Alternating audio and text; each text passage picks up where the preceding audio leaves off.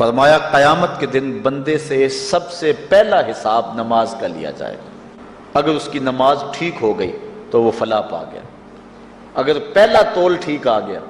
تو وہ کامیاب ہے، وَأَنْجَحَ اور نجات پا گیا، وَإِنْ فَسَدَتْ فَقَدْ خَابَ وَخَسِرَ اور اگر پہلا تول ہی ٹھیک نہ ہوا تو پھر وہ ذلیل و رسوا ہو گیا۔ حضرت عبادہ بن صامت رضی اللہ تعالیٰ عنہ سے ایک طویل روایت ہے، وہ کہتے ہیں کہ حضور علیہ السلام نے مجھے 7 چیزوں کا حکم دیا، مجھے وصیت کی کہ ان 7 کاموں کو کرنا ہے۔ ان کے اندر جو دوسری چیز تھی وہ حضور نے یہ ارشاد فرمائی، وَلَا تَتْرُكُ الصَّلَاةَ مُتَعَمِّدِينَ فَمَنْ تَرَكَهَا مُتَعَمِّدًا فَقَدْ خَرَجَ مِنَ الْمِلَّةِ کہ جان بوجھ کے کبھی نماز نہ چھوڑنا، جس نے نماز چھوڑی وہ ملت اسلامیہ سے نکل گیا۔ اور حضرت معاذ بن جبل رضی اللہ تعالی عنہ سے بھی ایک طویل روایت ہے کہ حضور نبی رحمت صلی اللہ علیہ وسلم نے ان کو 10 وصیتیں کی تھی۔ حصول برکت کے لیے یہ ساری حدیث میں آپ کے سامنے رکھ دیتا ہوں۔ کہتے ہیں اوصانی رسول اللہ صلی اللہ علیہ وسلم بعشر کلمات، حضور نے مجھے 10 باتیں ارشاد فرمائیں، حکمت سے بھری اور رحمتوں سے بھری ہوئی ایک ایک بات ہے، ان کے بول بہاروں جیسے اور اصحاب ستاروں جیسے۔ تو اتنا خوبصورت کلام، لہو خورشید کا ٹپکی اگر ذرے کا جگر چیرے۔ حضور نے 10 باتیں حضرت معاذ بن جبل رضی اللہ تعالی عنہ کو بطور وصیت ارشاد کی۔ کہتے ہیں کالا، حضور نے مجھے کہا، ارشاد کیا، لا تشرک باللہ شیئا وَإِن قُتِلْتَ وَحُرِّقْتَ اللہ کے ساتھ کسی کو شریک نہ ٹھہرانا، اگرچہ تجھے قتل بھی کیا جائے اور تجھے آگ میں جلا بھی دیا جائے، کبھی بھی اللہ کے ساتھ شریک نہ ٹھہرانا۔ دوسری بات حضور نے مجھے یہ ارشاد فرمائی، وَلَا تَعْصِ وَالِدَيْكَ وَإِنْ أَمَرَاكَ أَن تَخْرُجَ مِنْ أَهْلِكَ وَمَالِكَ کہ اپنے والدین کی کبھی نافرمانی نہ کرنا، اگرچہ تجھے حکم دیں کہ اپنے مال کو اور اپنے بچوں کو لے کے گھر سے نکل جا، تو کہا یہ کر لینا، نکل جانا، لیکن والدین کی نافرمانی نہ کرنا۔ تیسری بات حضور نے ارشاد فرمائی، وَلَا تَتْرُكَنَّ صَلَاةً مَكْتُوبًا مُتَعَمِّدًا فَإِنَّ مَنْ تَرَكَ صَلَاةً مَكْتُوبَةً مُتَعَمِّدًا فَقَدْ بَرِئَتْ مِنْهُ ذِمَّةُ اللَّهِ فرمایا اے معاذ بن جبل، فرض نماز جان بوجھ کر کبھی بھی نہ چھوڑنا، زندگی میں کبھی نہ ہو کہ تجھ سے فرض نماز چھوٹے، اس لیے کہ جس نے فرض نماز جان بوجھ کے چھوڑ دی، اللہ اور اس کے رسول نے اس سے اپنا ذمہ اٹھا لیا۔ اب وہ جدھر مرضی جائے، اللہ نے جو ذمہ لیا ہوا ہے مومن کا، اللہ اٹھا لیتا ہے۔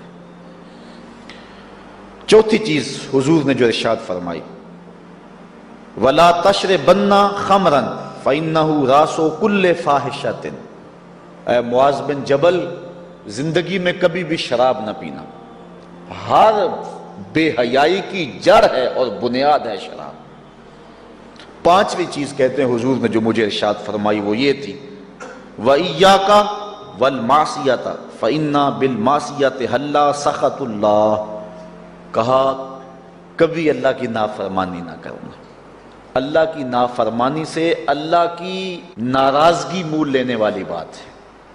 اللہ تعالیٰ کی معصیت سے اس کی ناراضگی جائز ہو جاتی ہے، حلال ہو جاتی ہے۔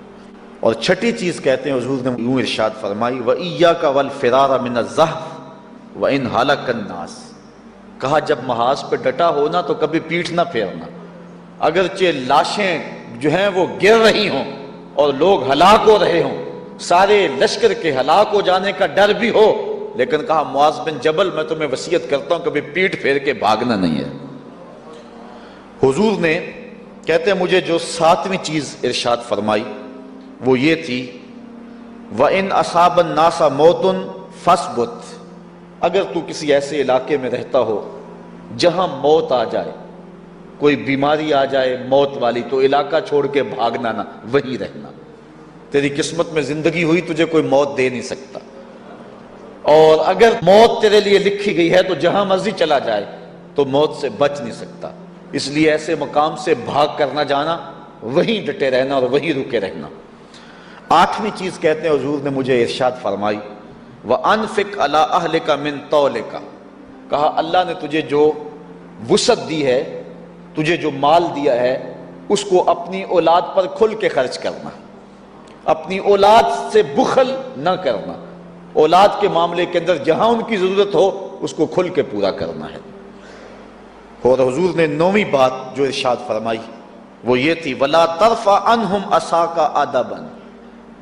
اپنی اولاد کو ادب سکھانے کے لیے ڈنڈا نہ چھوڑنا، عصا ہمیشہ لٹکا کے رکھنا، کوڑا باندھ کے رکھنا۔ اور 10ویں چیز کہتے ہیں حضور نے جو مجھے ارشاد فرمائی، وَأَخْفِهِمْ فِي اللَّهِ، اپنی اولاد کے دل میں اللہ کا خوف ڈالتے رہنا، اللہ کا ڈر پیدا کرنا اپنی اولاد کے اندر۔